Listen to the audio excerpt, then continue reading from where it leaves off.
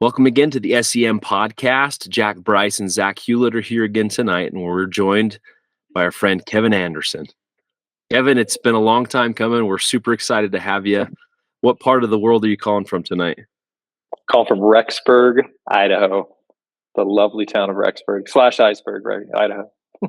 It's not an iceberg yet, I'm sure, but no, we've had the most lovely fall you could imagine right now. But next week, it's all hell's going to break loose. So that's it. That was it for the year. Fantastic. That's right. Well, good. Well, Kevin, thank you for making time to come on the podcast and reminisce with us. As we talked before, let's just start off with your experience of you deciding to go on a mission and then ultimately your reaction of getting your call to Scotland. Okay. Well, the short version of it is I'm a late bloomer. So I started the mission thoughts in like 2002 or so, and I was 20 something, 24, 23, 24, something like that. And took a couple of years to kind of get myself put together, and then when the call came, I wanted to go to Tonga because I'd been reading that book by who went to Tonga? Groberg. There's a movie and a book, and I read that. I thought, The Other Side of Heaven. Dude. Yeah, I was like, he's on boats. There's waves everywhere, fishing, and anyway. And his feet are getting eaten by rats. I mean, that sounded. The whole 9 yards. Golly, yeah. Yeah, at that time of my life, that kind of adventure was interesting. I'm not sure, definitely not now, but yeah. So I had this idea in mind that I'd be on some weird tropical adventure, and I grew up, we were in Huntington Beach, California at the time, so I was surfing and just kind of living this kind of bohemian kind of lifestyle.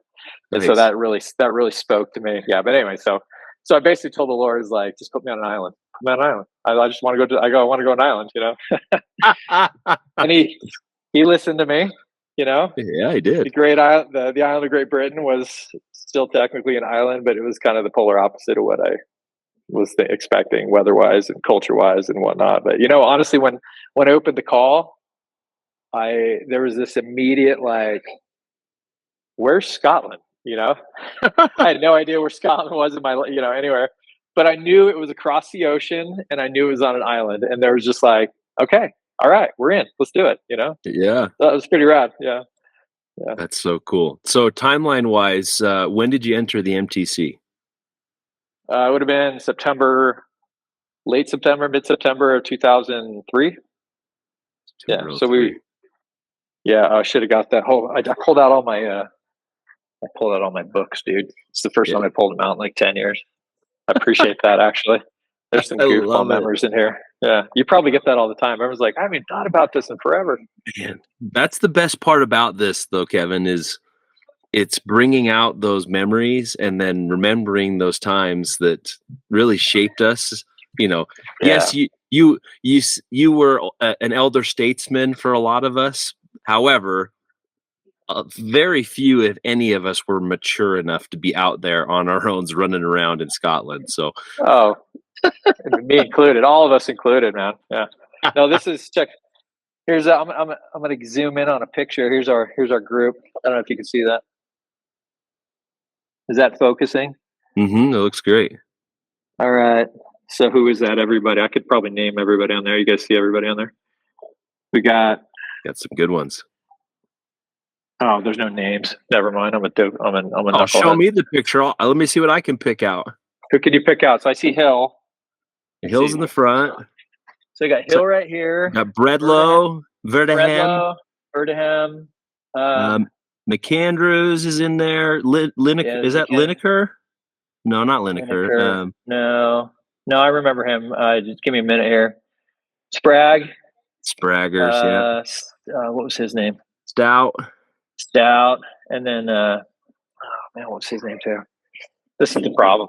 His name is on the tip of my tongue. I'm seeing his face. No, I know all of them. If it's written down somewhere anyway.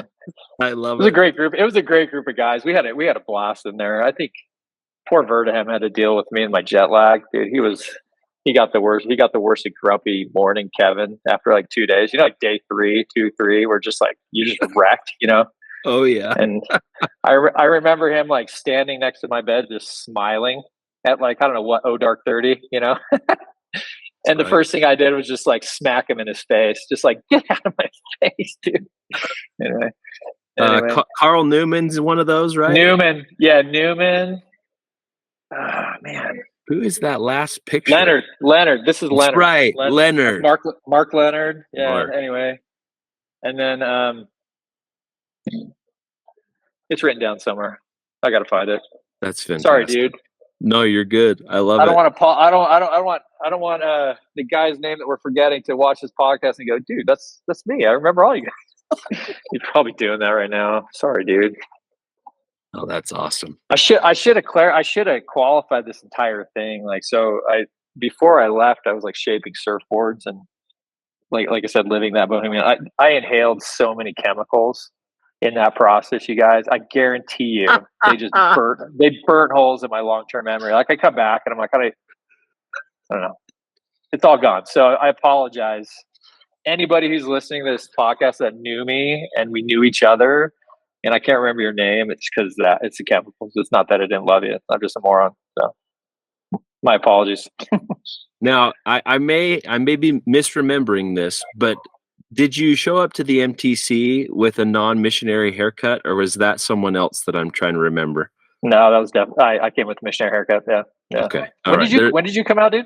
I was January of 2005, and then Jack Bryce was a group or two after you. He came out February of 2004. Okay. Yeah. Right on. So awesome. So from September 2003, that means you got home September 2005, right? Mm-hmm. Or thereabouts. 2003 to 2005. Yeah. Okay. Yep. So catch us up on what life's been like over the last 20 some odd years. Holy hell, it's been 20 something years. Where do I start? Crazy. A few years, and we went back to California, kind of did that for a while, got into school. Did the singles award and all that kind of jazz. 2 different singles award in Newport Beach and Huntington Beach.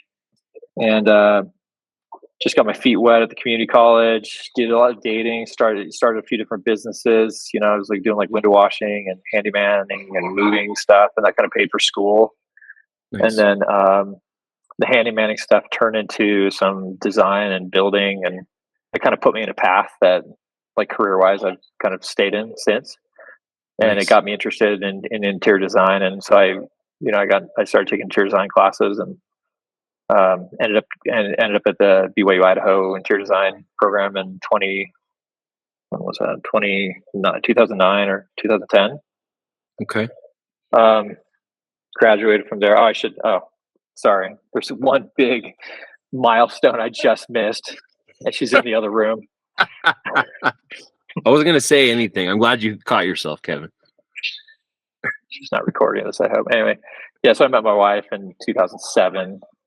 I met her at like a Powder Puff football game. She was a star player, and I was a saggy, sad cheerleader.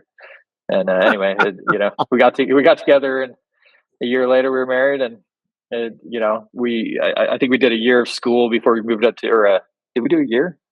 6 months, 7 months of school, and just get married life before we moved up to Rexburg. Okay. And then we did 4 years in Rexburg. Graduated. Absolutely hated it. I don't know why I'm here. I hated it the first time, and then we moved back to California. Spent 2 years doing interior design and starting another business, and that business kind of took off. Anyway, it's a long story, but it ended up putting us here back in Rexburg, of all places. You know, the furthest from the beach you can get in America, pretty much. Wow, how about that? Yeah. So I don't know. The Lord's got a sense of humor. There's no island. It's no island. You know. There's no. So since we moved back, let's see. Let me give you some dates. So we graduated in 2012. We moved back to California, and we're in California until 2015. We moved up, and we had 3 kids by then.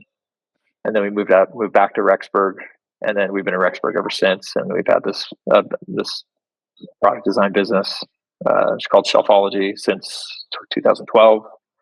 And man, I look back, and every year, I'm sure you hear this all the time, but every year goes faster. Every year gets busier. Every year it's just this like hot mess of things to do that you don't get to, and it's just anyway. Yeah, decades of that. I'm sure there's decades more of that to come. It's good. It's a good ride. It is a good ride. What But are the yeah. ages and genders of your kids? So I have 4 kids. My oldest is 13, 13-year-old boy. His name's Axel. And then I have a daughter who's 11. Her name's Hallie. And then I have a son who's 9, whose name is Lars. What's up, buddy? He's walking through the kitchen right now. And then my youngest is 7, and her name is Bryn. And they're all just crazy and loud and wonderful. And I couldn't be happier to have them. They're just the best. So, That's awesome. I love yeah, it. yeah. I'm a lucky guy when it comes to my family. I got a great wife and I got great kids. And we're just lucky, lucky, lucky. So, Man, that's great. And before we jump back into the mission, you had a pretty unique opportunity just in the last few weeks where you were back in the UK, right? yeah, man. Yeah, yeah. And guess who I ran into? Yeah, Who'd you run into? Rayfield, Alex Rayfield. He's in You Swindon. did. Yeah, have you been trying to track him down too? Because I got his number Heck for you. yeah. I Yeah, mean, that's amazing. I told. Yeah, we're sitting. We walked into the Swindon ward, and we're hanging out. And I see this guy walk by. I'm like, I know that face. What's his name? Yeah. Anyway, yeah, he ended up sitting right next to us, and we caught up. It was great. He's a great guy. So funny. Such a So, funny guy. hang on Yeah. a second. So you go into the Swindon ward. No, like predetermination of I'm going there to see said person. It was just a No. total random coincidence. Mm-hmm. Mm-hmm. That's fantastic. That's great. Well, you wear your tie every time. We've been back several times. We've only been to Scotland once. We've been back to the UK a bunch of times, and I wear that tie on purpose because I'm like fishing. Like Oh you just yeah, went there. I'm sure you're like fishing. Okay, who knows this tie? Yeah, absolutely. yeah. It's a magnet. Yeah, Such a good one. That's cool. yeah. And Alex is like absent on social media, so yeah, Mm-hmm. we would love to Our connect guy. with him and have him come on the podcast. His name I told. come up several times, so we'd Right, love to right, have him on. That'd be great. right. No, I told him. I said, "All right. Well, they found me, and now I found you. So I'm passing it on, buddy. You're in." So he didn't seem to have Love a problem with it when I told him that. I love it. That's so Yeah, good. Oh yeah. man, that's So exciting. it's so fun to go back there though. Like, I mean, it's weird because like when you travel places, at least for me, like the thrill of travel is like finding out how to get around the town, understanding kind of the vibe of the place you're at, seeing all the art and culture, and getting into the people and stuff. But when it's the UK, there's this like added like emotional element. I mean, the minute I land, I'm like home again. I don't know how to describe it. It's just like the Oh most yeah, wonderful. I just like all the people. I'm like, they could be the biggest jerks in the world. I'm just like, man, I love you, dude. I just, yes. you know, I had that same experience, but just a yeah, few man. months ago, I landed in Glasgow of all places, and we are descending, and I am bawling, and my wife is recording me. Like, "Are you She's like, what is okay?" wrong with you? "I said Yeah, you have no idea. It's just amazing to know that I'm about to set foot on this land again. It's an amazing place." yeah, it really is. Yeah, it's magical. Like you look, it really is like a milestone, and I'm sure all you guys feel that way. It's just like you did 2 years, and yeah, it wasn't the easiest 2 years. It wasn't the warmest or driest 2 years, but it made an impression, and it's a Yeah. deep impression. Every time you kind of reconnect with it, it like brings back all that good stuff. Oh my Just love gosh, it. Yeah. so good. That's awesome. I love it. So, what took you back for your visit to the UK? Just work, pleasure, everything in between. Pleasure.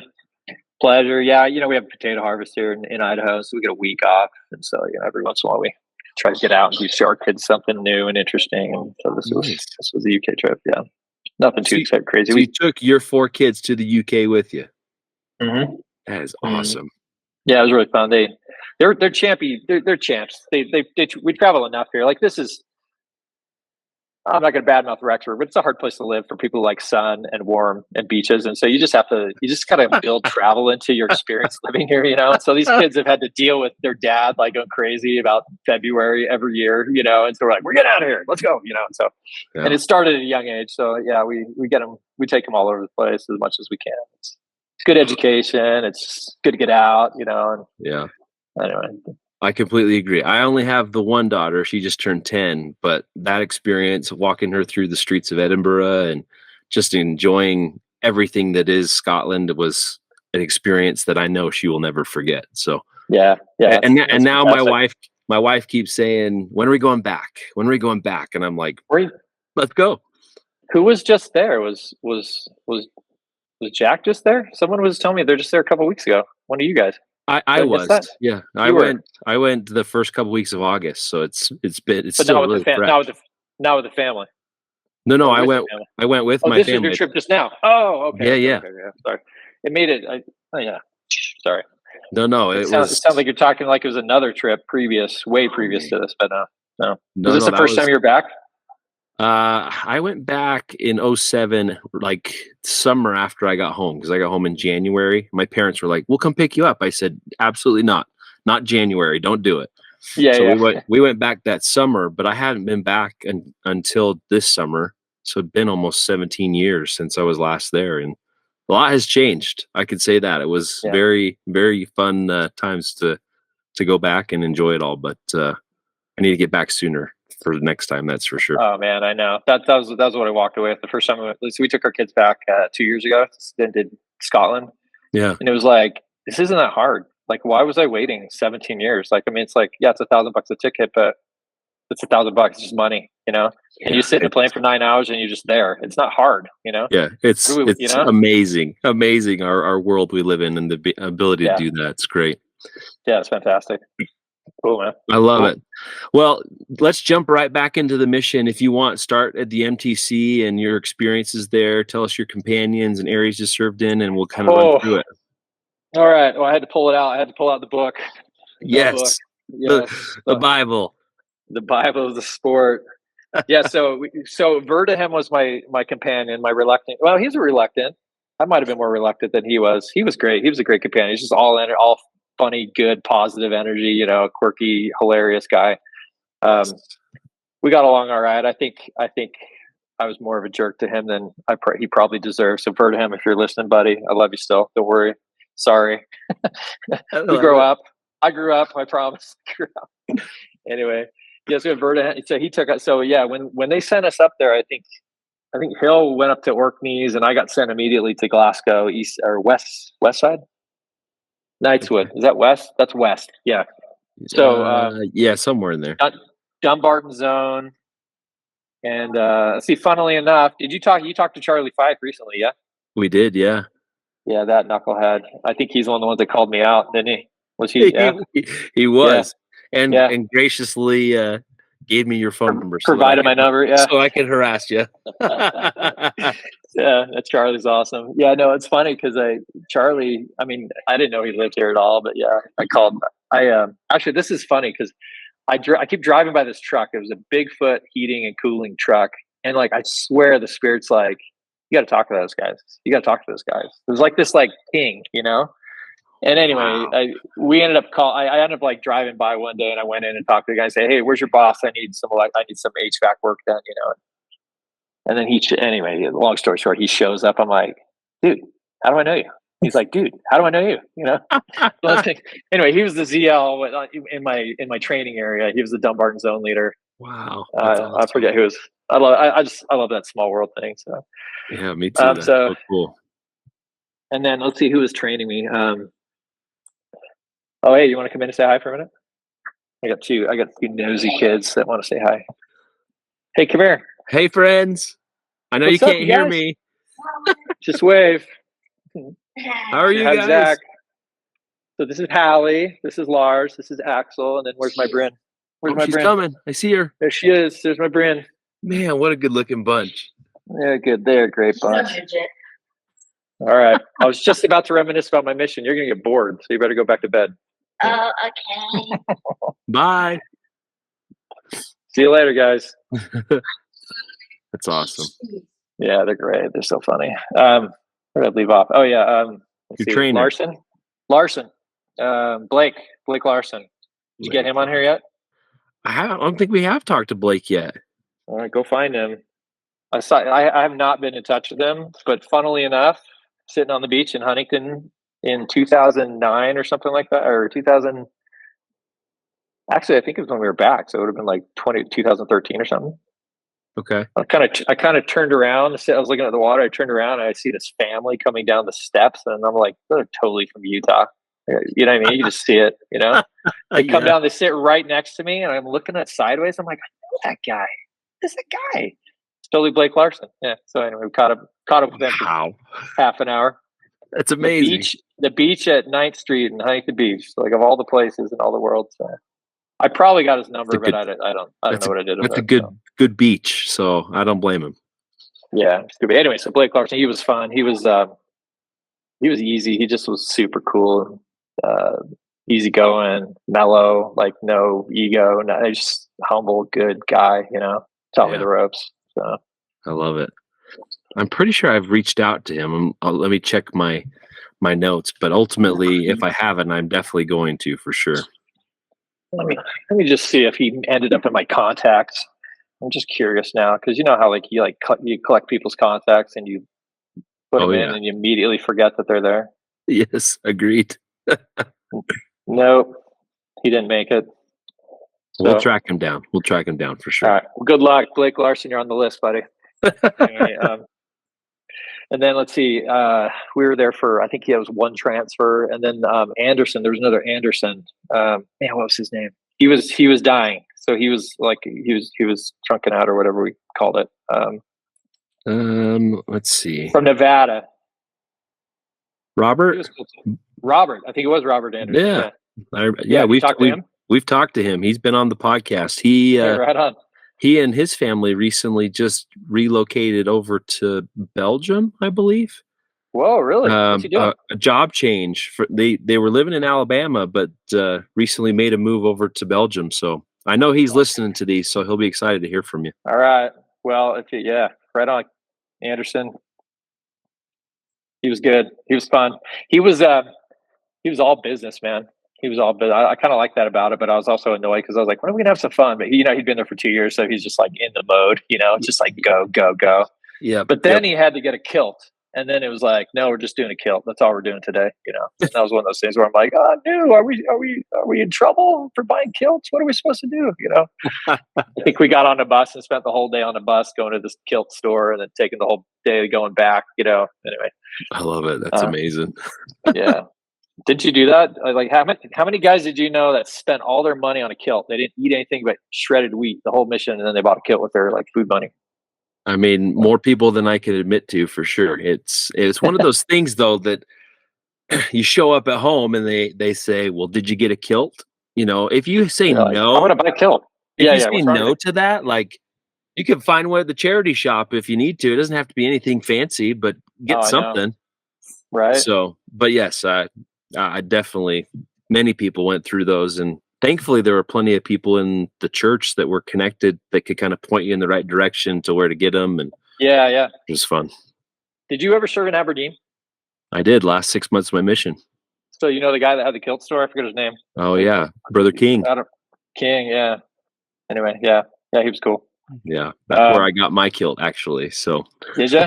Yeah, I think he had kind of a captive audience there, didn't he? Yeah. I mean, business missionaries. It was just a funnel, right? You know where to go. Just come on down. I'll take care of you. That's right. 500 quid. It's all yours. Yeah. That's right. Exactly. Or whatever it was, 350 quid. I don't know. They were expensive, man. They were. They were not cheap. That's for sure. Yeah. Anyway, so Anderson was number 2. I'm trying to think. So then he trunked out, and then I got White. You guys remember Simon? Have you had him on the podcast yet? He's been one of those elusive ones. Early on in our conversations, he was on our schedule, and then he had a change in schedule, and we had to reschedule, and it's been almost 2 years now. We haven't been able to get him back on. So Simon White, get back on the podcast. All right, Simon White. Love that. Yeah, I love that guy. He was great. He was one of the guys that when you have a companion you don't get along with, and then they make you breakfast and you like start liking them. He totally did that. Like we're like this. It's not. You know what I mean? Not getting along at all. I mean, he was arrogant and British, and I was arrogant and American, and we're just like, no, I'm doing it my way, and he's like, no, I'm doing it my way. Anyway, that's hilarious. Yeah. Do you remember what he made you for breakfast? Oh, he did a full-on British. Yeah, so it was like fried toast and mushrooms and tomatoes and bad Tesco sausage and like the whole 9 yards. Beans, right? Oh yeah. Right? I'll tell you what, that's a good beans breakfast. On toast. If it's done right, that's amazing breakfast. But yeah, Yeah, and I remember thinking to myself, "Oh, he's not so bad. I guess he's sincere. I guess I'll give him a break." I kind of broke the ice for us. Actually, I can remember I sold him a pair of shoes, some really uncomfortable Doc Martens that I hated, and then he put them on. And I think we colored it like they were like white. They were like white and black Doc Martens. So we had to spend like the first half of the transfer. I was like coloring them in with a marker or something like that, and he was coloring them with more. Anyway, I don't know what was going on with those shoes, but they never broke in or they weren't breaking in. I remember walking. I just was walking too fast for him, and I think the shoes were rubbing. And he was walking slow, and I'm walking fast, and we're just pissing each other off. Yeah. I don't know why that memory sticks out of Simon White. Sorry, buddy. I didn't mean to walk like a jerk. I don't know if you're watching this, Oh, he'll see the famous Kevin Anderson on our podcast list, and he'll chime in. If not, I'm just going to send it to him and be like, "Hey, Simon, Kevin called you out. He's called you out. Time to call on the podcast." Simon, I've been meaning to get down to Canterbury and just go find him and just knock on his door, give him a big bear hug. I love that guy. He was great. We had a good understanding by the end of the mission. I like, it was funny because when he was in the office and stuff, he came to visit when I took me out on splits or whatever, and we just had, it was like you just needed someone that was kind of an old dog like you just to talk to, and we didn't go work or anything. I just like complained to him for I don't know how many hours, but I was like, oh, I so needed that. He didn't realize how bad I needed it. So it's called anyway, Simon, if you're listening, therapy. buddy, yeah, it was therapy. I needed a lot of it, man. Old dogs like me, and I don't know who the other old guys were, but I'm sure we brought more baggage than we probably should have. So, so the young guys don't have any baggage because you're just knuckleheads. You're just, whoa, how do you live life, right? And then the old guys are like, I've got history, because you had to deal with us. You had to put up with us children while you're like, I'm an adult.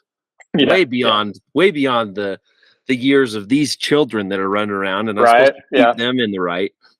That 4 years of maturity, I'm sure it does a lot. Yeah, right. Look back now, I'm like, oh man, these guys. Some of you guys are way more mature than I was when 25. I would guarantee you. Anyway. I love it. Anyway, Simon was brilliant. I love Simon. We did well together. There was a guy that I think when I moved up to, so I went to Bridget Dawn next after that. There was a guy they were teaching, I think, I'm trying to remember his name. Michael, I think. Is that right, Simon? He was in Dumbarton. Okay. He was priested material. Seemed like a good guy. I don't know what happened, but I think Simon took that one. Yeah. Oh, and then what happened next? Yeah, Bridget Dawn. Bridget Dawn was awesome. That was where I met Mike Hill and Jeremy West. You guys remember those guys? Do you remember those guys? Oh my gosh, two legends of the S.E.M. Absolute legends. Westy was amazing. Hill is amazing. In fact, Hill is the one I've spent the most time with recently. He turned into a surfer, so now we actually get on surf trips. I was just in Costa Rica with him like a month ago. Yeah. I love to hear that. Yeah, he's a stud. Mike, what's up, buddy? Anyway, Westy was here in Rexburg for a while. We ran into West a few times. I don't know where he ended up, though. But anyway, that was a good question. Has he been on the podcast? They've both been on the podcast. Yeah. Yeah. Okay. I'm gonna do a Facebook stalk while we talk here and look up where Jeremy's at, because I'm trying to remember where he was when we chatted.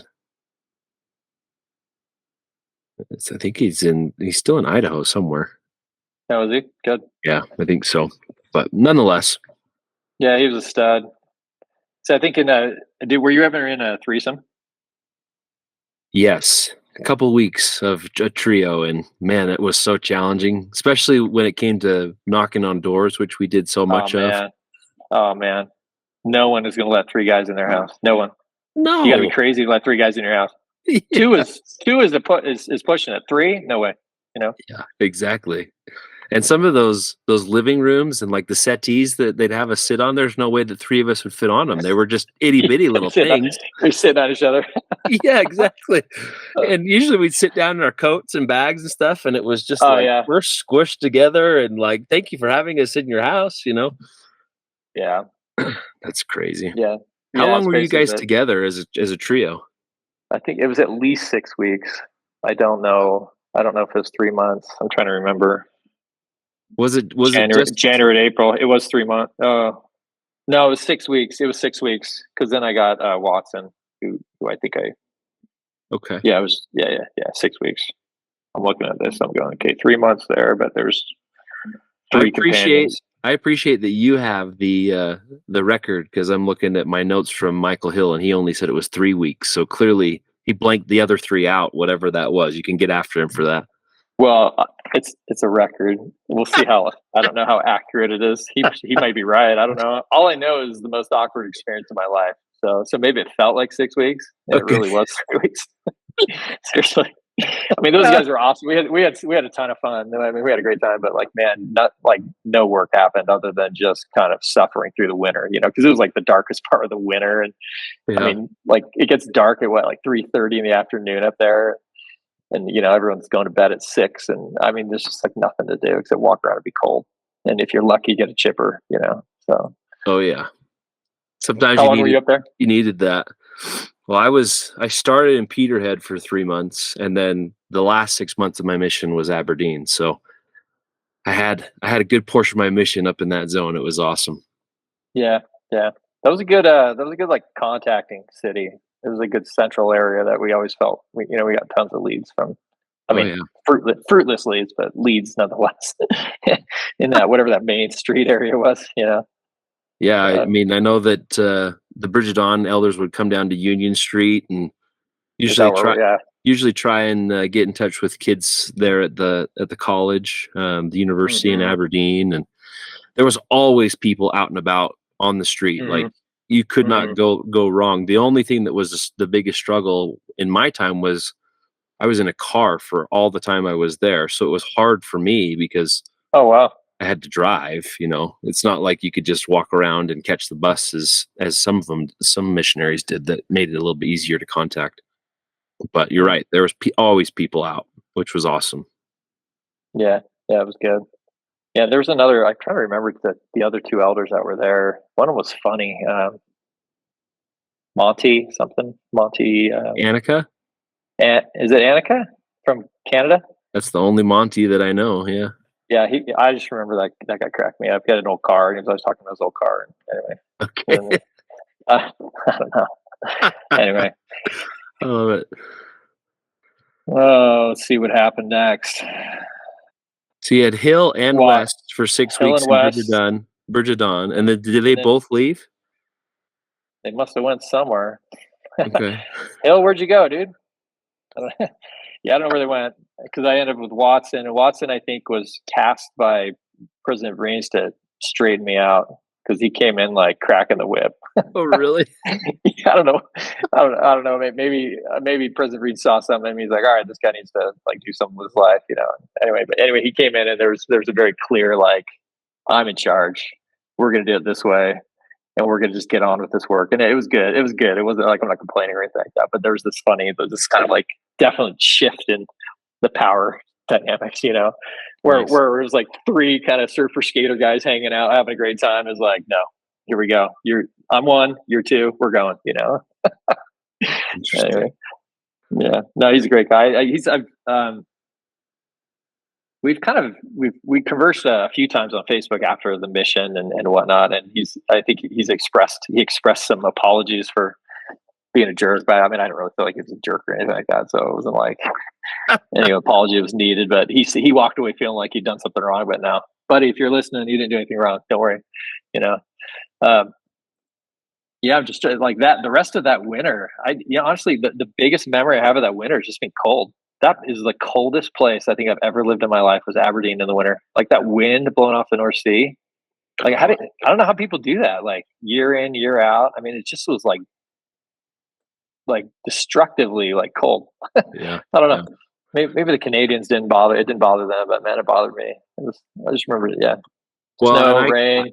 I remember too when I came in, because again, Peterhead is my first area. Like coming from Utah, I was feeling like the dry cold is fine, which you understand living in Idaho, but like the humidity and how that stuff can cut through you so quickly is crazy, brutal, just brutal. And so I agree. Like And you grew up on the West Coast on the beach, and my companion is from Arizona. Like, I don't know how you guys adapted to it, but everybody said I it don't was think you do. cold, but I mean, I don't even know. It was brutal. That would be the best way to say it. Yeah, I mean, it's a tough breed of people there that they just get on with it, you know. I mean, what else do you do? Like, the weather's never going to be good, right? So you just like get on with life. It's true. That's how the Shetlanders were that way too. Where you're just like, well, it's going to be 40 degrees and raining, no matter Yep. what.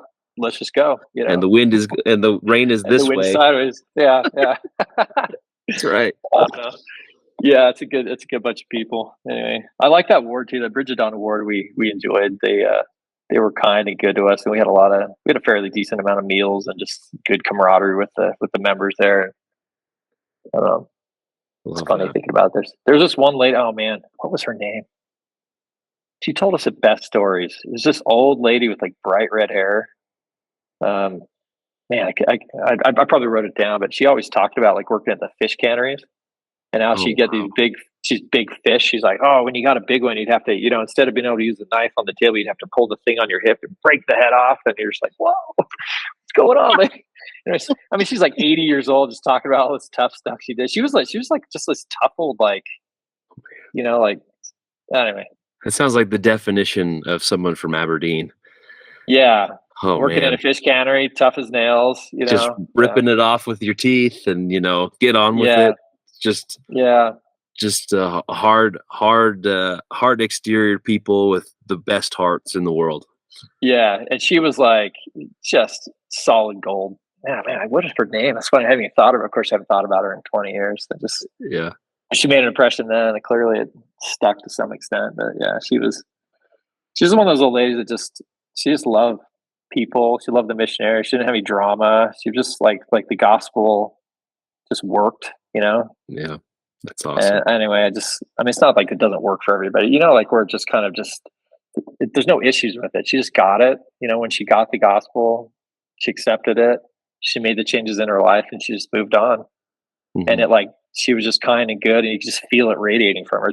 But she wasn't like soft and sappy. She was just like this tough old nails, but kind as all as you can imagine. I don't know how to describe it. She's just awesome, wonderful. That kind of person is the people you're like, that's why I love Scotland. Yeah, people like that. Anyway, completely agree. Completely. Yeah, I mean, how many of those people are there? I mean, they're just they act prickly, but they're all just they're just hearts of gold. They're all prickly until you get under that layer and you find it. I mean, that's the one thing that I learned about the people in Scotland is if you find a relationship and like something that relates to them, they open up and then they ultimately become like your family. There's no distinguishing it because that's just how they do things. It's like, all right, you're my people. I'm going to bring you into my tribe. And then ultimately you become closer through the bond that you share. It's just amazing. Yeah. That's I couldn't say it better. Perfect nutshell. Anyway. That's great, dude. I need to get back and get into that again. I just we have that here to some extent, but like, I don't know why it's different. It seems different there. Maybe it's more magical because it's 20 years ago, but like that feeling is why, like, like it's probably why you're breaking into tears as you're landing in Glasgow. You know what I mean? You're just like, I want that. Yeah. Those people. It's because we had brick Motorola phones as opposed to our smartphones, right? Oh, I know. The 3390s, Nokias, right? Yeah, that's right. The Nokias, the old. We need to bring those back, really. Oh my god! I told my kids they're getting dumb phones. They're not getting any smartphones ever. Well, until they get them themselves, Oh yeah, I'm the same. Give me a flip phone all day. Mm-hmm. That's how you get stuff done. Mm-hmm. No, I've actually had to take my phone. So I literally have to leave my phone in the car most of my work day these days. Or I can't get anything done because it's like ding, ding, ding. Even when silent, you're like still.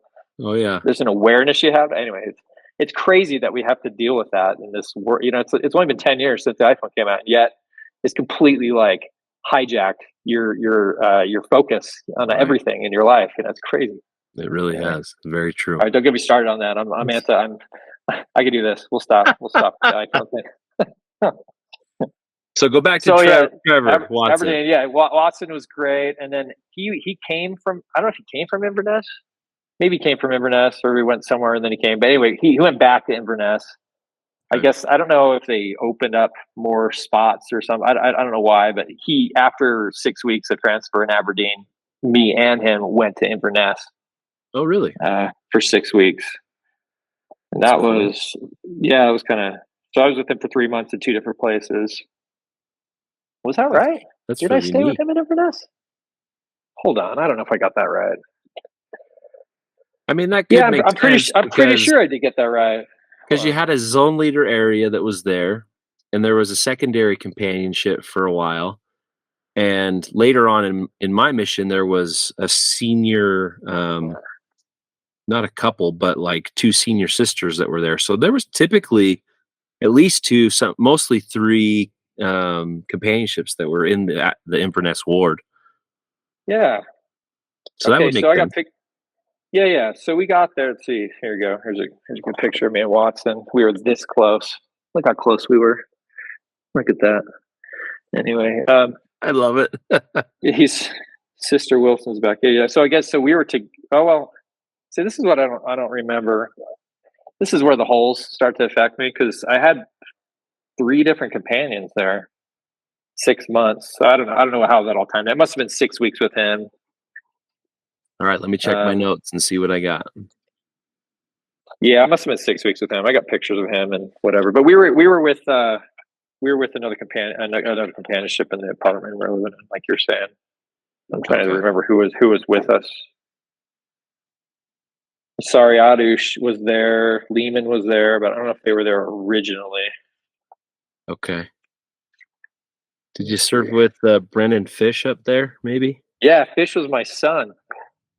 Fish was your son. Brennan the Fish? Brennan the Fish. Has he been on the podcast? He has. I got to connect with that guy. You got his number? Yeah, I'll text it to you. Yeah. I'm gonna pick your brain about all these numbers. Yeah, I like the Fish. He was fun. Yeah, I think he was the last. Yeah, he would have been the last 6 weeks. So it was Watson for 6 weeks, 3 months of Bautista. I think he was probably just barely younger than me, so we were kind of like co-equals. And then I trained, the Fish. That's awesome. Bautista. Hold on, I'm going to show you a really awesome picture. Did you ever serve in Inverness? Again, I didn't serve there, but when I was the zone leader in Aberdeen, they had closed the zone leader area in Inverness and kind of combined them into one zone. So I was there quite a lot. I love that place. Do you remember Birdie Bubbles? Birdie Bubbles is a legend. Of course I know Birdie Bubbles. Check this out. Look at that guy. Oh my gosh, that's so good. Oh. He was the man. Like Birdie Bubbles was just the man. He's like, that was a sad day when he passed. I mean, they still talk about when we went 2 years ago, they still talked about him all the like it wasn't just like, hey Kevin, remember Bert? It was like he was in the culture of the ward still. They still mentioned him, They're like, oh, by the way, anyway. My excuse me. My last companion, Brant Peacock, was trained in Inverness by Osmond. Oh, okay. And so ultimately became very, very close with Bert. And when I was with Peacock for the 3 months that we were together, it was my last 3 months of my mission. Bert used to call our phone at least 3 or 4 times a week. And if I answered the phone, he'd say, give me Peacock, Give me Peacock, yeah. Yes, in his perfect gruff voice. Oh, give me Peacock, And so I got to know Bert vicariously through my companion, and I don't know that I ever met him in person because I didn't spend enough time in Inverness, but Bert was absolutely a legend in that area in Inverness, and his name is spoken from the rooftops because he's just such an amazing guy. Yeah, he was awesome. I don't know where you start. I don't know where to start with him. I loved his sacrament meeting talks. I don't know way he had this. Man, those must have been He had epic. this. Well, it was funny because, like, everybody has their own way of doing a sacrament meeting talk, and the bishop would like pull out a talk and just read it. Other people would talk to you, and he had this like this like eloquence and this formality that he like took on when he was giving a talk, like he was like addressing parliament or something. Like it was so like it wasn't like Oh, funny. wow. It was just like respectable, Yeah. There was just like you knew he took it seriously despite his weaknesses. You know what I mean?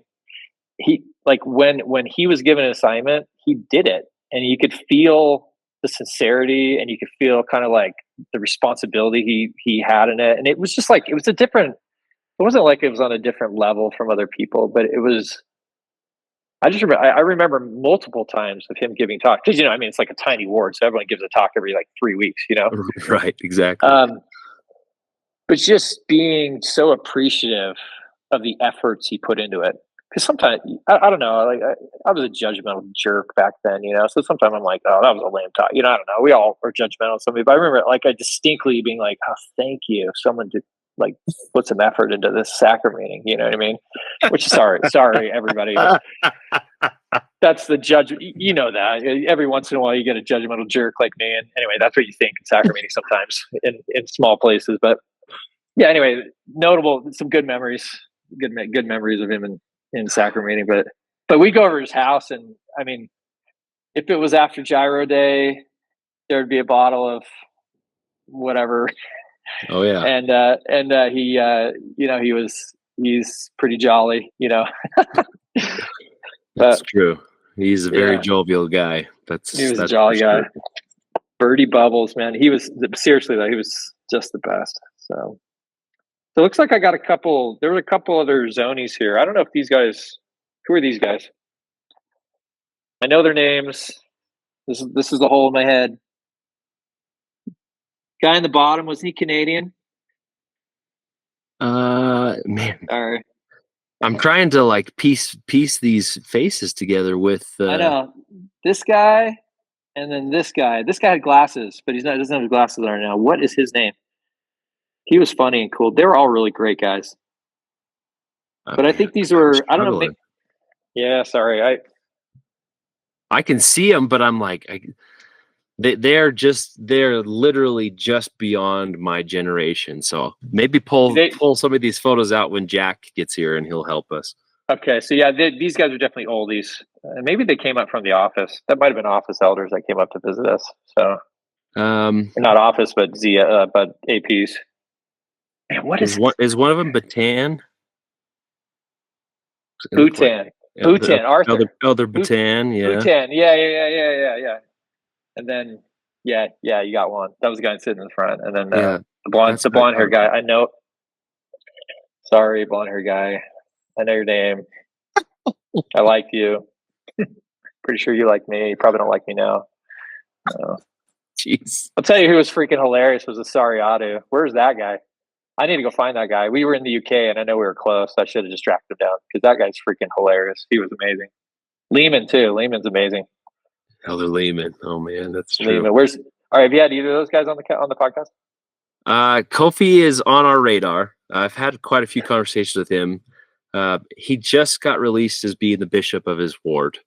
Right, so perfect. Yeah. So he has more time, but in his recent months, he took his family over to Utah, and I know he was all over the place while he was there. So cool to see. He posted pictures of him with his family with the Vreens and with the Lemons, and then a picture of him with Oliver Kellogg, his greenie that lives down in St. George. So, excellent. But yeah, we're in touch. So I know he's on our future guests. He keeps pushing me off, and I say, "All right, Kofi, I'll give you some more time."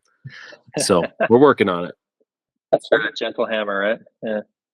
I think we sent Oliver Kellogg a dead bird. I think he's the one we sent that bird to. Well, let me see if you can find the picture. A dead bird? Yeah, the bird flew into our car in Shetland, and we rolled it up and stuck it in a bag and mailed it to him. And it was just random. I was like, we're like, who should we send this to? Oh my god! We're like, let's send it to Kellogg. He'll get it, you know. And he was just like, what the hell? Let me see if I can find the picture. Jeez Louise. I'm not sure why we did that. That's Why do you do anything hilarious. at that age, you know?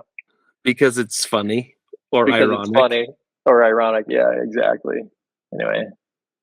Yeah, man, Inverness. That was a great place. When we took our family back, we spent a week in Inverness and just soaked it in. I mean, just that river there is so beautiful. Such a good People place. are so great. Yeah. So when I was there a Great few place. months ago, I had heard from another member in the Aberdeen stake that they have expanded the building. Did you know that? Yes, they did. Yeah, they put on a new wing in the back. It was like a trailer before when we were there, and it now has kind of like a set of rooms and whatnot. The thing that I loved about it, because again, we all heard the stories about all of the, what years was it? Like maybe pre-1980 buildings that were built where they had the font that was under the floorboards. Oh yeah. And I walked up to the building, and the first thing that I noticed was the fact that they had like two-way glass on the font on the exterior of the building. And I thought that is awesome that you could fill the font and have people inside and outside that could see it. Like it is really unique. So yeah, that's cool. Yeah, I loved it. I missed that on that building, but that's cool. Yeah, I stopped by specifically. I'm like, I gotta go see this building because it used to be like this little postage stamp on this huge lot. Yeah. And oh yeah. Yeah. Now they've made better use of that space on that lot, which is great. Yeah. Well, there's still, you know, the nice thing was there were still people there that were active when we were there. Oh yeah. Like, I mean, I guess that's true of pretty much every ward, but I'll tell you what, 20 years later, and they're still there doing that thing in that little tiny ward, just holding the torch is absolutely legendary.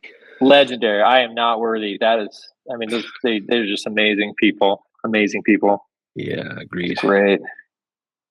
Well, there's a picture of Rayfield. Hey, I knew it. Huh. Anyway, so after Inverness, it was. So you said you had Watson, Bautista for 3 months. How long were you with Fish when you trained him? Was that 6 weeks? Yeah. Just 6 weeks. Okay. All great guys. I gotta tell you, man, Bautista, just awesome guy. What an awesome guy. He could sing like nobody's business. He could play soccer like football like nobody's business. Just super talented, so put together, great person. Fish, same thing. Just I don't know. Just you look back and you're like, man, you really were just great. No one was like a knucklehead. They're just good, awesome, hardworking, honest, great people. And I'm sure they're the same, you know. Love those guys. Love those guys. Totally love Absolutely. them. Yeah.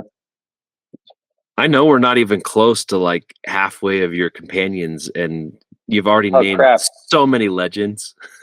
Right? I got lucky, man. I really got lucky with like these great guys. Such great. Here's the next legend was Dunn. You get to talk to Dunn yet? Oh yeah, Richard's been on. Yeah. Richard.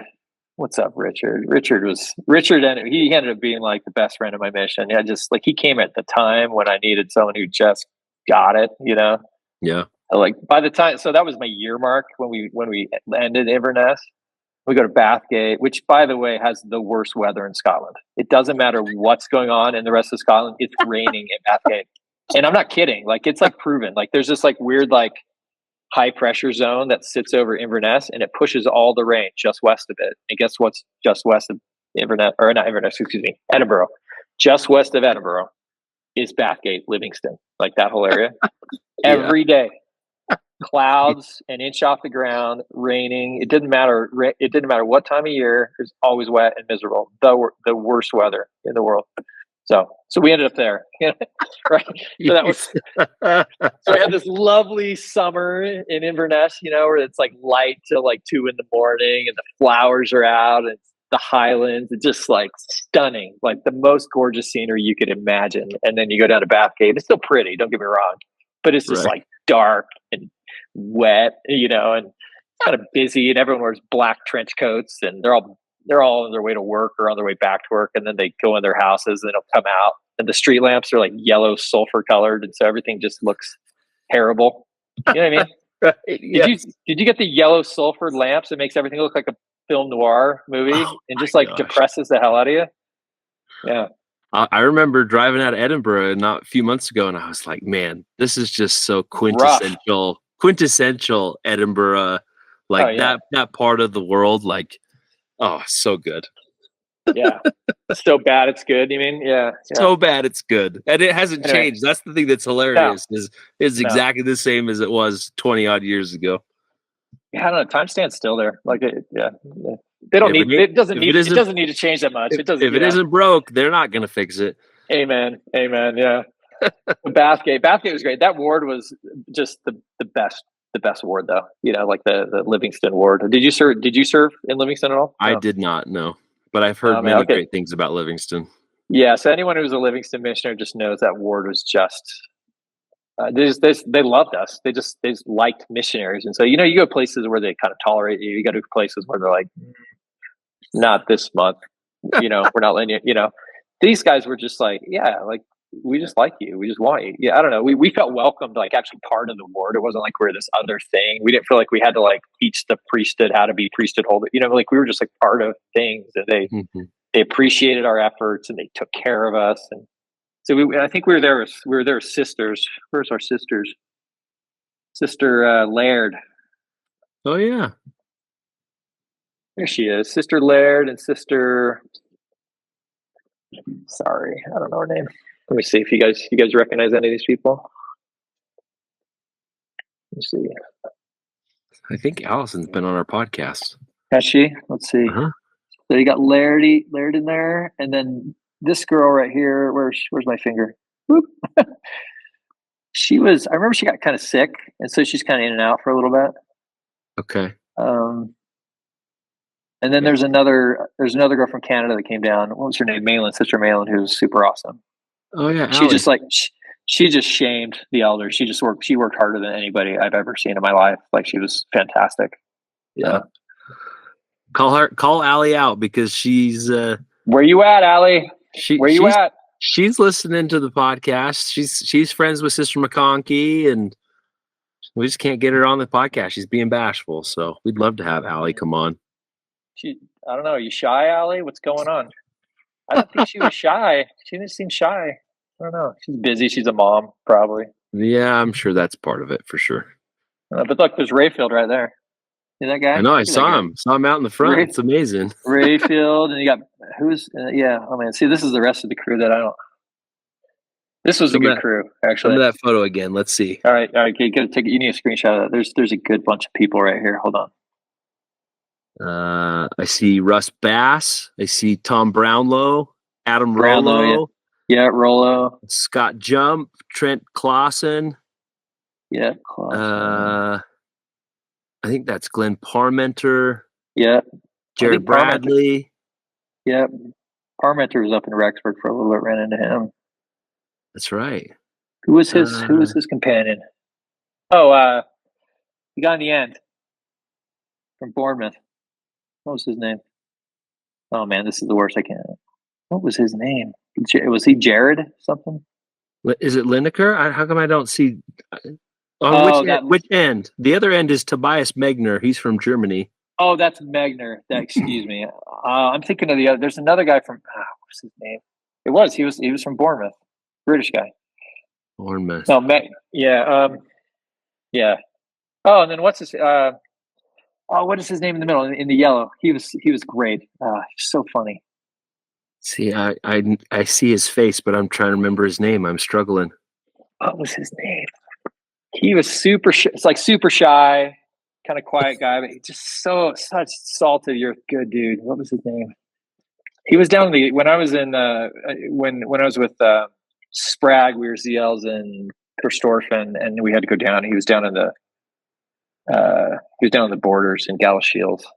Okay. Anyway, what was his name? This guy. I don't know how I got to pick this guy. Remember this picture? You don't remember. I don't know why. Oh my gosh, I remember seeing that picture. Who is that? That's a class. I know we got him to come out of his shell a little bit. Such good. Anyway, I'll figure it out. I will figure it out.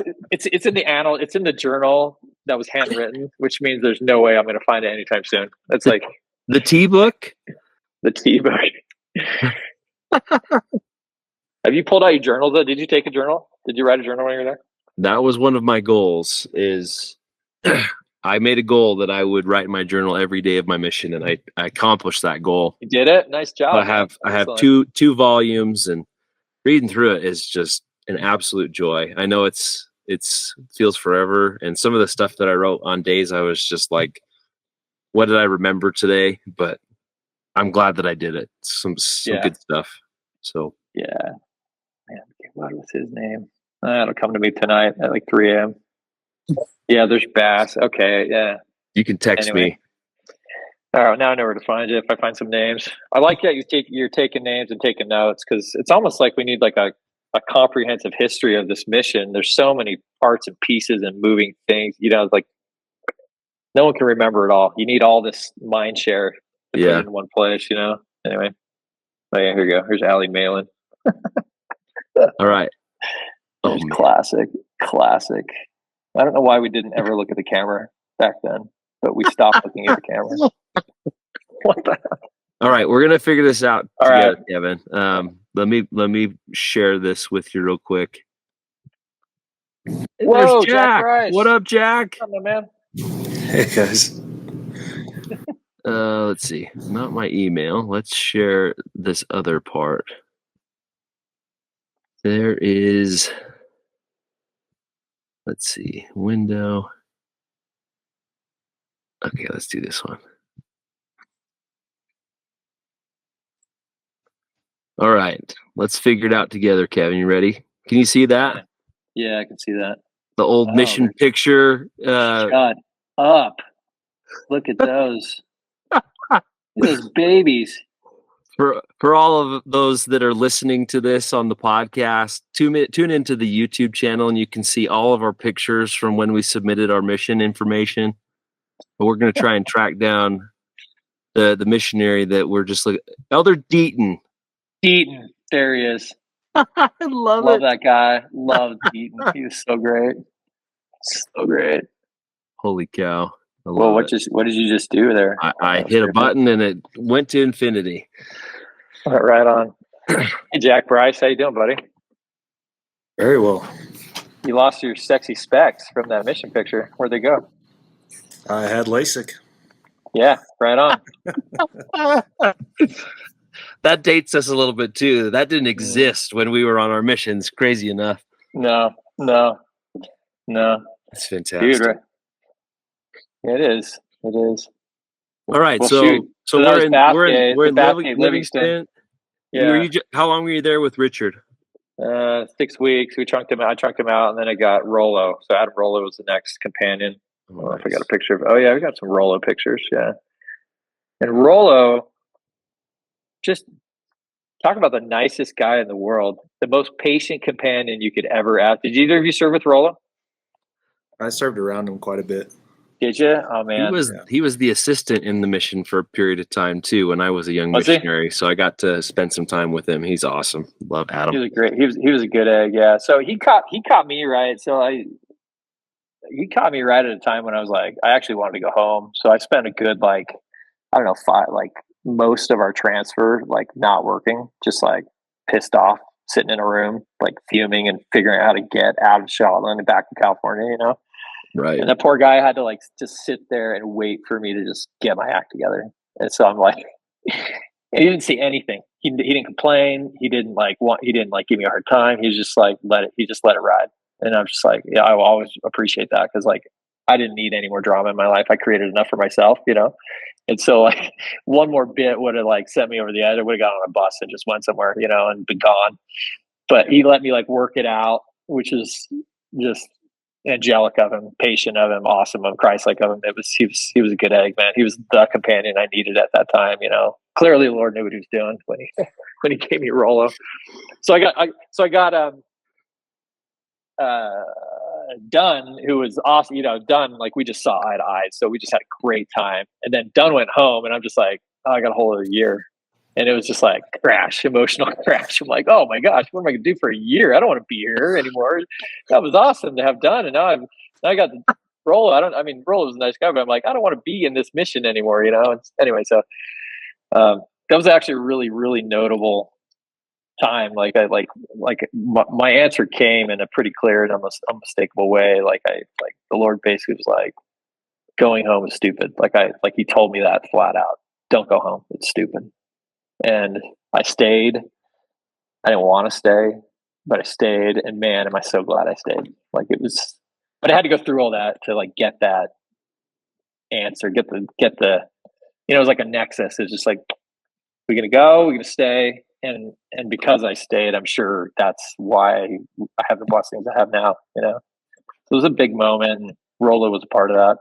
He's good. He's a good guy. And then President Vrain said, you know what's good for you is the Shetland Islands, right? Yeah, the Shetland Islands. And I'll tell you what, man, that he's not kidding, dude. That was, did you guys ever serve there? I was in Orkney. I never got to Shetland. You know what I'm talking about, though? Like, nobody's telling you what to do up there. I mean, you don't have to pick up the phone if you don't want to. Right? Exactly. Which we did not do many times. We're just like, no, I'm not going to do any numbers tonight. So, right? And what are they going to do about it? Drive over there and yell at you? No. I don't know. No, that the Shetland Islands are just magical. You guys, that's like the one place in the world I'm like, we got to get back there. That was just awesome. You know, horribly cold, miserable, but just amazing. You know, I'm sure the Orkneys were no different. Like Peterhead, like, you know, same deal. Were you up north at all, Jack? I trained Zach in Peterhead. Okay, you know, yeah. So imagine that surrounded by water instead of just on one side or two sides. You know what I mean? So same idea. Yeah, exactly right. Yes. So Shetland was who did I have? Who was the guy that came in? Blonde-haired kid. What was his name? I got a picture of him somewhere. What's his name? Parmenter. Streeter. Yeah, was Parmenter up there? Parmenter was up there too, wasn't he? Mm-hmm. He was, yeah. Was he? Do you know when he was up there? I can find out. He was trained up there, so that's like February 03. Oh, old news. Yeah. Okay. Yeah. So this was like April or May of 05. Yeah, would have been. Yeah, that would have been 05. Yeah. So where's my Shetland pictures? I got Shetland pictures somewhere. Actually, Richard Dunn was Parmenter's mission dad. Oh, he was his dad. Yeah. Oh, they were there in the winter. Yep. Yeah, Richard was all winter. Yeah, and Streeter came to me from you, I think. Oh, we did, really? Yeah. So that that would have been like, so when I got Biotker, that was 6 weeks. Yeah, it would have been like June or something, June-ish of 05. Yeah. I am missing my Shetland pictures. Where the heck are they? Oh, they're there. Yeah, Streeter. Streeter was funny. He was I forget who trained him. Farnsworth. Dark-haired guy. Farnsworth? Right? Am I right? Oh, maybe that was his trainer. I don't know who had him immediately prior to me becoming his companion in Shetland. Let me find it. British guy, dark hair, super funny. He's always talking about how he used to work on the P&O boats. Jeez Louise. That's the only memories I have of the guy, because I never. What's his name? He might have been Livingston too, actually. Why am I not seeing him on my list? There he is. Simon Drew was his father. Drew. That's what I was thinking about. Sorry. Farnsworth. Yeah. Farnsworth, I think, trained Barber. Yeah, that makes sense. Yeah. Oh, Barber. I haven't thought about him. Oh, how about Barber? I got Streeter. Streeter and Barber were in my group coming out. Were they? Okay. At the MTC. Okay. Yeah. Okay. Yeah, Streeter was fun. He had a bread making machine, and he was really proud of his bread making machine. And man, I think we ate fresh bread every day for 4 weeks straight. I mean, I think it's all we had the money for anyway. But man, I was so sick of bread by the time he was done. And then he had this pizza recipe that he swore was the best pizza recipe ever, with this fresh made dough. And it was like this like horrible, it was like the bread, and then he like squirted this weird like chili flavored ketchup as the bread sauce, and then he put cheese on it, and that was his special recipe. Jeez. And I didn't have the heart to tell him it tasted like vomit, but we just ate it. But I remember thinking, I was like, this is not good, man. I don't know what you're thinking, but anyway, Jeez. Streeter, he was funny. He was a funny kid. Jack can relate to you with regards to that because he brought his bread maker. Did he bring his bread maker? Yeah, that's where I started to gain weight. Yeah. Oh yeah. It was like 20 pounds in like 3 weeks, right? Yeah. White bread every day. White bread and butter and jam. Yeah. Man. Yeah. Oh, man. Yeah. So that was Streeter. So I think he was only like 6 weeks. I think I probably annoyed the crap out of him. I think I came in, like Watson came with me, and I'm like, we're working. You know what I mean? Like I came in, I'm like, I'm in charge. I'm the senior. And it was, it was nonsense, of course, but I don't know how much he appreciated that. I actually ran into him at BYU Idaho in 2011, or it was a while ago, and he apologized for being a prick. Yeah. And I was like, I didn't get that from you. I felt like I needed to apologize to you for being a jerk. So that's kind of nice that we were able to grow up. I could send you his phone number too, so you guys can reminisce. Yeah. There you go. Let's do it. I got you. Yeah. In fact, you need to publish. I don't know if is that legal to publish everyone? Not publish, but like make available to the closed group the numbers of other people. Maybe they don't want to be. Anyway. No, I don't know how I would do that. I'd have to have some sort of legal document everybody have to sign for distribution. But if I get individual requests, I always try to at least ask them if they're willing to share. And if I don't get a response within a few days, I'm like, sorry, you didn't answer. So yeah, I sent it off. Yeah. It'd be fun to connect with some of these guys again. I got off Facebook like years ago, so I just it's a hot mess. I can't deal with it. So I have like no way of connecting with anybody. So you guys might be getting more pings and calls from me. So love it. Thanks in advance. You are welcome. Yeah, appreciate it. Shetland, awesome. Streeter was fun. We got over whatever we had to get over. Who was next? And Bjaker was great. He was just green and young and honest and good, and he was a great guy. By that time though, I was an old salty dog, and I didn't have any patience for anybody. I don't know. You get to that 18-month mark, and you're like, I don't even care, dude. I don't care. I don't care what you have to say. We're just gonna go do this, and thanks anyway. Or I'm not going out today. Good luck. I don't know. It just. Maybe I'm the only one who felt entitled like that, but I was on Shetland. I was the senior companion. I had my own car. I didn't have to pick up the phone. If I wanted to go for a drive, I just went for a drive, and he was either coming with me or he wasn't, It was just like, we're just going. We're just going to go. Yeah, I don't know. Shetland was magical like that, Like there was no oversight. It was so great, in the best ways, like where I don't know. The mission rules. They felt oppressive at times, and so it was nice not to really feel like their presence when you're 200 miles away from the mainland. That was good. You know what I thought of as you were saying that, Kevin? My experience in Orkney was very similar because I had one trunky George Willis as my companion. So Willis, nice,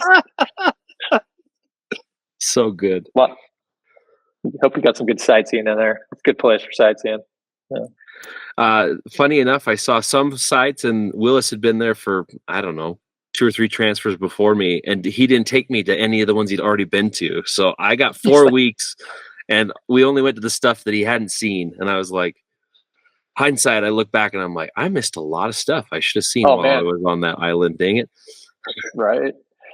Yeah, right on. Cool. Well, shoot, what happened next? I don't even know. Great. Shetland, and then so Bjaker, and then I think who replaced me? I think Osman came up and replaced me with Bjaker, and then when we baptized a lady named Roberta Newlands, and she's another one of those just perfect old ladies, just kindest, sweetest, nicest, sincerest, perfect, just wonderful old lady. She lasted a bit, and I think there was some fallout with there was some fallout with the leadership on the island, and that kind of soured her experience, and she went back to the Baptist as well, from what I heard. But that was a bit of a rough go for her. But anyway, that was Shetland, and then and we finished in Falkirk. 3 months in Falkirk. Was it 3 months? I don't even know. Well, you 6 had weeks, 3 months. It's Sprag and DePold, right? Oh no, what am I talking about? Holy crap! Yeah, sorry, I missed a whole zone, I missed a whole area. So it's Sprag.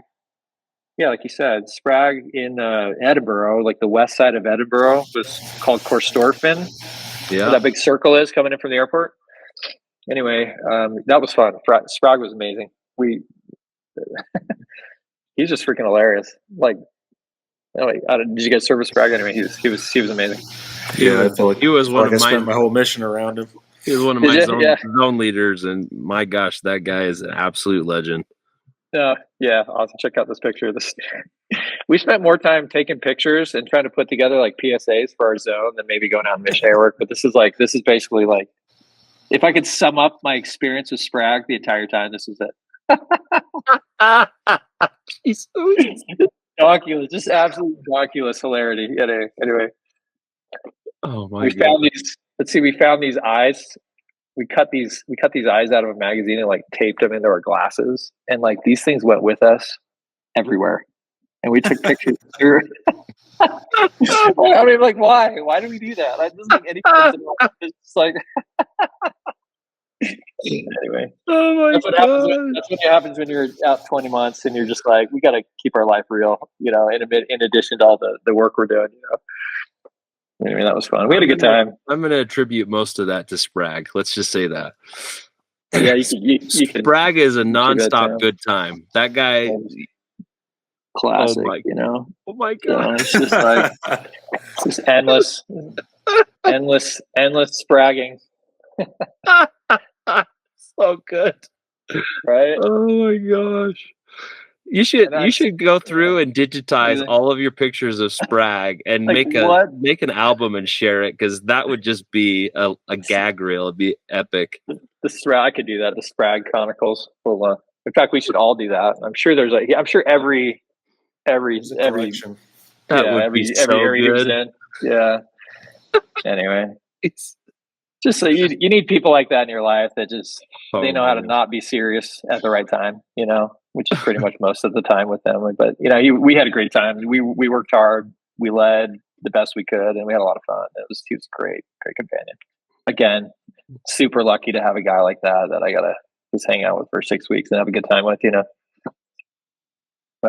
So good. Oh man. Anyway, and after that it was Falkirk. Yeah, I think. Let me look. Falkirk.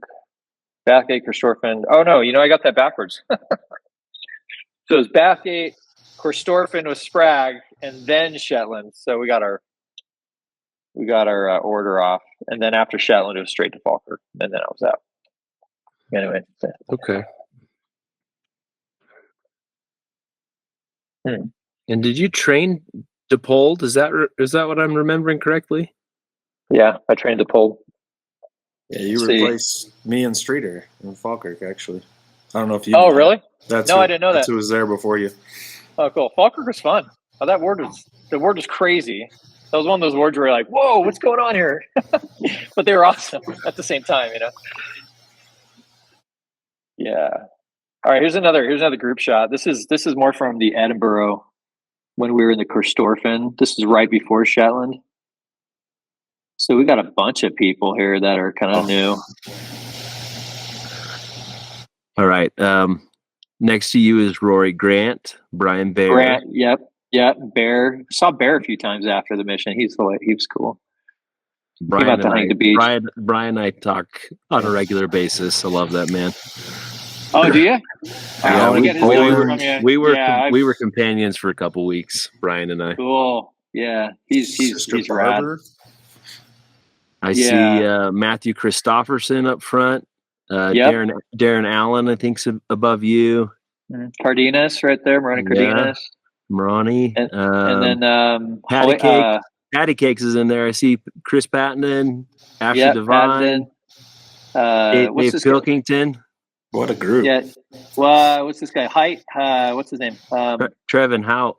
Trevin Hout. That's it. Yeah, Hout. Sprague's in the back there. I don't know who's behind. Man, that's Anyway. a good looking group. Yeah. Is Kevin Verdham in there too? Bird. No, that's who's man, what was his name? He's super funny. The redheaded guy from this guy. Sorry. Is that Poland? Oh, it's Poland. Poland. Yeah, there you go. He was funny. From Birmingham. Birmingham, yeah. Oh, and then Ashley, what's his face? Divine. Divine, that was Divine, yeah. Anyway. That was I think that was our mud. We had a soccer game that devolved into a mud fest. There were a couple times we took. I can assure you, there I've seen that picture more times in my life than I can count because it's an epic the mud fest picture. Oh my gosh, so good. Everybody that I knew in the mission that was in that picture had that copy. This one? No. Oh yeah, I've seen that one from Bear too. He was like the wrestler guy, and he was like, I'm not going to lose to anybody. And I think it took 3 of us to take that guy down. Like we were like wrestling with him. He didn't know what was going on. We took a big thing of mud, just shoved it in his face, and he show was the like, picture one more time while you're talking. Look at this. Look at his face. Yeah. So anyway. So good. Look at that face with the mud. Classic. Oh man. I love it. Anyway, I think it took 3 of us to work him into. I mean, I think he still won. I mean, he's a monster, just a monster wrestler. He's so good, but fun. Yeah, he wasn't going to punish us too bad. Yeah, he still tells me to this day, he's like, "There's not a person in the mission that I wouldn't wrestle." Right. Oh man. Anyway, that was fun. Yeah. So I don't know. That was a mission. What was it like? What was it like training DePold? I'd like to know what your experience was with him because he turned out to be an incredible missionary at the end. He was a rock star, absolute rock star. He's like that guy. He was just on another level. You know what I mean? Like he went through all the training, like the search and evasion training in the Air Force. And he was in the Air Force Academy, and so he just was like operating in like this whole other like sphere of excellence, and I'm just like dopey surfer guy that didn't know anything about anything, and he's just like all put together. He got like congressional recommendations to go to the Air Force Academy, and anyway, so for 6 weeks I was basically humbled. Like I knew how to work and how to be a missionary, and so like I kind of took that tack with him, but like honestly he was just so put together I didn't have to do much. I just had to kind of say, all right, talk to the people like this. We get up, we do this, we stay busy this way. Don't be a prick, So it did take. We got along really well and whatnot. And anyway, I was just like impressed with him constantly, So I don't know where he's at now. I've kind of heard funny things about where he's at and what he's doing, but I don't know to what extent that's true or not. But I just honestly, hats off. Like I love that guy to death. I just think he's awesome. Shoulda, coulda, woulda. Like you look at like being a fighter pilot. I mean, he was like a Top Gun fighter pilot. You're like, dude, I'm not worthy, right? He is so rad. He is so Top rad. Gun. He is Top Gun. That's amazing. Yeah, and I don't know how he turned out on the mission, but it sounded like he was pretty awesome as a leader. So he was just a born leader, or is a born leader. Yeah. So yeah. He essentially took your training and was the assistant to the president like 6 months in, and was in that position for probably a year. I mean, he doesn't surprise me at all. I mean, he's that good. Yeah. And I'll let me just read to you real quick because you'll get a kick out of this. His amazing list of missionaries that he served with, because it was just as he went through all these missionaries he served with, we were just like, wow. So he has Joseph Batista, which we've already talked about, Paul Christensen, Colby Hawkins, Doug Pullen, Craig Rasmussen, Trevin Hout, Dave Pilkington, and then missionaries that are beyond your time, but like he served with legends, rock stars of the S.E.M. Yeah, that's so fun, man. That's so fun. Yeah, he was a good way to end it. He made me feel good about myself. So that was good. Yeah. But I think that war needed him. They needed, like, he came in just good, positive, just tons of energy. Like this, I don't know. It was like that Best 2 Years movie where the guy's just like all positive energy, even though he's kind of dopey, you know. There's that kind of thing where just like we just needed that, you know, in that war. And I needed it as an old salty kind of entitled brat, you know. It was cool. It was good. Yeah, so, that's awesome. Yeah. Well, man. One of the questions we pose to all of us that come on the podcast is, do you have any memories or experiences that you think about when it comes to President and Sister Vreens? Mother pig. I mean, come on. Does everybody say that? Of Mother course. pig. Absolutely. That was one of the most endearing moments of her time as our mission mother was. She was great. Yeah. She really was. She was just awesome. Yeah. No, I've one really amazing experience with President Vreens that was life changing, and not hyperbole. It was truly like life changing, and like without going into too many details, like I brought baggage with me on the mission, and I got about I don't know how long it took to kind of like just bottled up stuff. You just bottled up emotions and just not knowing I don't know how to describe it. It was just like there was a need for some kind of catharsis, you know, and it happened on the mission. And I forget where we were, but I just remember being in a zone conference and just all these emotions started boiling up in me. And I didn't know what to do about it. So I just like got up and left, you know, and I found some room, and it all just came out just like tears, and I don't know what was going on. I honestly didn't know what was going on. It was just like whatever. And somebody opened the door and saw me. I don't know if they're looking for me or what. And then it closed. And like a minute later, like President Vreens comes in. He's got like this halo around him. And he just comes up to me, just hugs me, and held me. And I like sobbed in his arms for like 5 minutes straight. Just like let it all out. And anyway, that for me, that was like, I don't know why that, I don't even know what that was. It's just like leftovers from my life. But he, in that moment, it was like the Savior was all to me. Like he took the place of the Savior. He did exactly as what the Savior would have done. It was just one of those moments where I'm like, okay, I'm here. I'm in the right hands. I'm in the right place, and I'm good. So it was a big moment for me. I know that goofy, but it was a big memorable moment for me. And I'll love him, and I'll love him forever for that. It was really great. So. No, not goofy at all, because as you said exactly what you experienced, I could feel a President Vreens hug.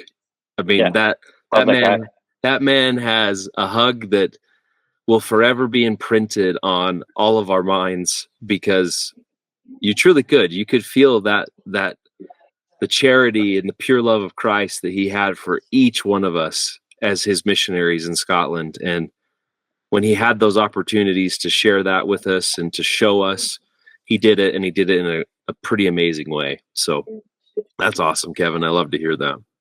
Yeah. Amen. Yeah, he's a good guy. Actually, what's the latest with him? I talked to Sister Vreens about a year ago, but I don't know what the latest is. I know the dementia is starting to.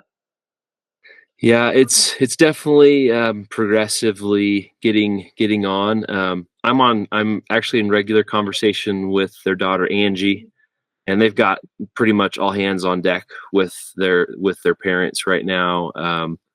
Sister Vreens, her memory is kind of in and out, but I actually sat in their home in July this year and just talked with them and reminisce. And President Vreens knows who you are, as far as like that you're a familiar face, but as far as like the depth, it's not quite what it used to be.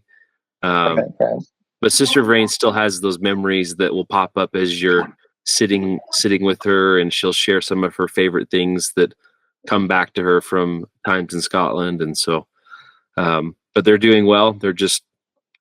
I shared this on Facebook recently that if anyone, again, not just you, Kevin, but anyone listening who served under them are in the Salt Lake area and you want to connect with them, just reach out to me or reach out to us on the podcast, and we will put you in touch with them so that you can go and see them.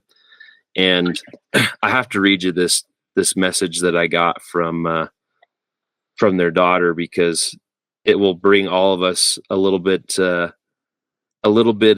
those good feelings.